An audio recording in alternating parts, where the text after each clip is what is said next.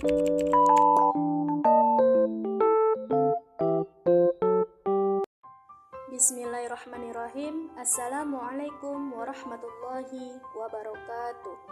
Perkenalkan, nama saya Tri Purnamasari Lubis dengan NIM 0104202151 dari jurusan Manajemen Dakwah semester 5, Fakultas Dakwah dan Komunikasi.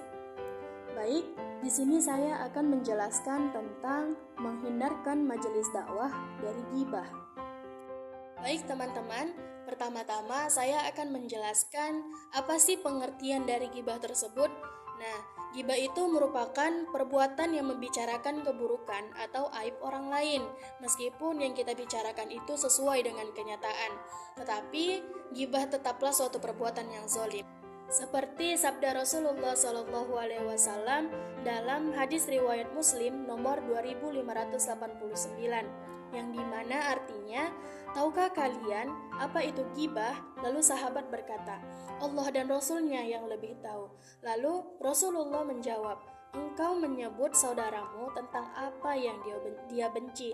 Lalu beliau ditanya, bagaimana pendapatmu jika apa yang aku katakan benar tentang saudaraku? Lalu Rasulullah SAW menjawab, jika engkau menyebutkan tentang kebenaran saudaramu, maka sungguh engkau telah ghibah tentang saudaramu. Dan jika yang engkau katakan yang sebaliknya, maka engkau telah menyebutkan kedustaan tentang saudaramu. Nah, yang kedua, apa sih hukum dari ghibah itu? Ghibah itu dalam Islam diharamkan, sebagaimana dalam firman Allah Subhanahu wa taala dalam surah Al-Hujurat ayat 12, yang artinya, wahai orang-orang yang beriman, jauhilah banyak prasangka, sesungguhnya sebagian prasangka itu adalah dosa. Janganlah kamu mencari kesalahan orang lain, dan jangan di antara kalian menggunjing sebagian yang lain. Apakah di antara kalian suka memakan daging saudaranya yang sudah mati? Tentu kalian akan merasa jijik. Bertakwalah kepada Allah. Sesungguhnya Allah Maha Penerima Taubat dan Maha Penyayang. Baik teman-teman, selanjutnya makna dari Quran Surah Al-Hujurat ayat 12. Dalam Al-Quran Surah Al-Hujurat ayat 12, Allah Subhanahu wa Ta'ala mengemukakan sebuah perumpamaan agar kita terhindar dari bergunjing, yaitu dengan suatu peringatan yang berbentuk pertanyaan. Adakah seorang di antara kamu yang suka memakan daging saudaranya yang sudah mati? Nah, dari sini kita belajar, janganlah kita menyebut-nyebut keburukan seseorang ketika ia masih hidup ataupun sudah mati. Tahanlah lidah kita. Kalaupun terpaksa harus membicarakan orang lain, maka berbicaralah yang baik-baik saja.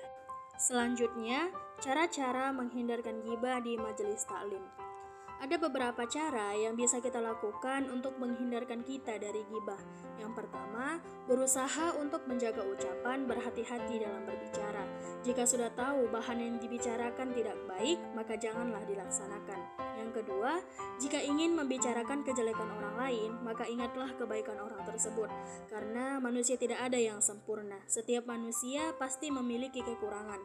Maka dari itu, sekecil apapun aib orang tersebut, berusahalah untuk tidak menyebarkannya di depan umum. Yang ketiga, membiasakan duduk di samping orang-orang yang berperilaku baik. Yang keempat, melakukan introspeksi diri dulu sebelum kita ingin membeberkan kejelekan orang lain, karena bisa saja kita jauh lebih buruk dibanding orang tersebut. Dan yang terakhir, jika ada orang yang melakukan ghibah, maka ingatkanlah orang tersebut bahwa dia telah melakukan ghibah. Jika dia menentang, maka jauhilah orang tersebut.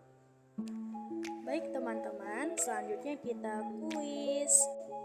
Yang pertama, dalam Al-Quran Surah Al-Hujurat ayat 12, orang yang suka menggunjing atau ghibah diumpamakan sebagai A. Orang yang memakan bangkai saudaranya sendiri, B. Orang yang menghina saudaranya, C. Orang yang mendapatkan siksa neraka, dan D. Orang yang memakan daging ular.